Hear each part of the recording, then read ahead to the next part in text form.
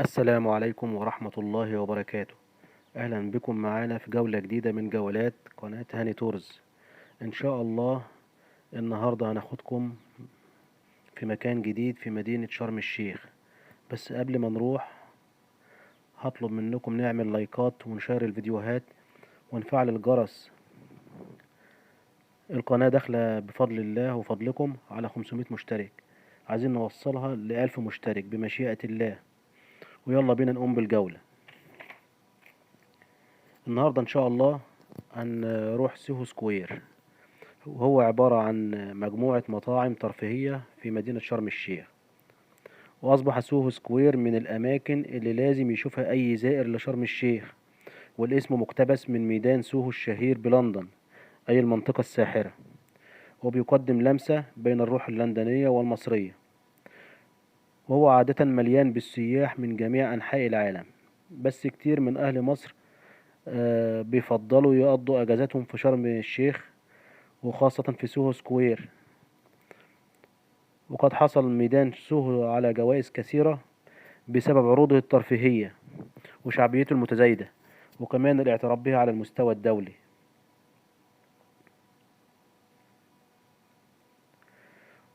وفيه برضه عروض أسبوعية بتشمل برنامج متنوع على المسرح الرئيسي، اللي بيقدم عروض ترفيهية مثيرة بيقدمها فنانين من كل أنحاء العالم.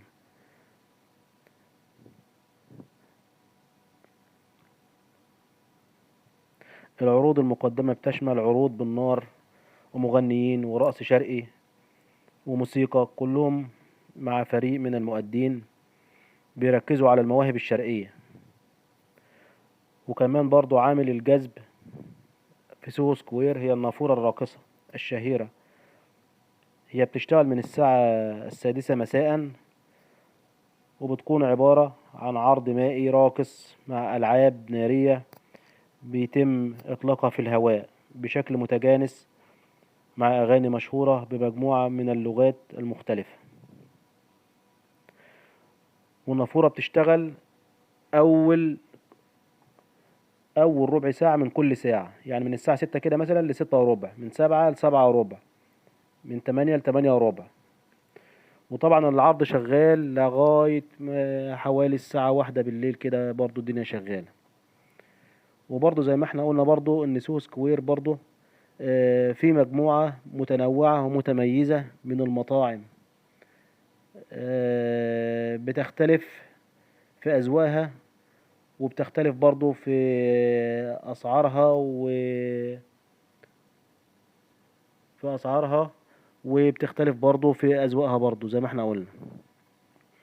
وفيه برضو هناك في سوهو برضو صالة صالة التزحلق. الصالة دي فيها تزحلق على الجليد. هي صالة كبيرة اللي غاوي تزحلق بقى بيدخل يقضي وقت ممتع وجميل، وخاصة الأطفال هم اللي بيفضلوا الحاجات دي. وبرضه برضه احنا ماشيين في الميدان برضه شفنا برضه مجموعة تماثيل وأشكال حيوانات وحاجات يعني كده جميلة. شفنا كتير من الناس بيحبوا يتصوروا جنبها. في هناك رسام اللي عايز برضه يتعمل له بورتريه ولا حاجة، الرسام موجود.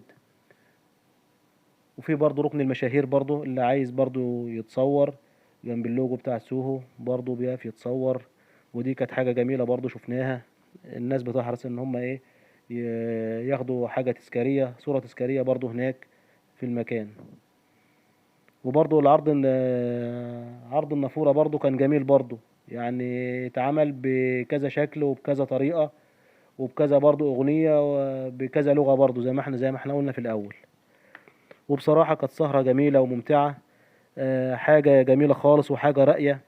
آه، آه، حاجة كده يعني ما نتخيلهاش، لا هي موجودة في خليج نعمة ولا موجودة في المشاية ولا في السوق القديم. حاجة متميزة، عشان كده بقى سوهو بقى ليه اسم في مدينة شرم الشيخ. وكل عاد بيحرص ان هو يجي برضه يزور ويستمتع ويقضي وقت كويس وجميل.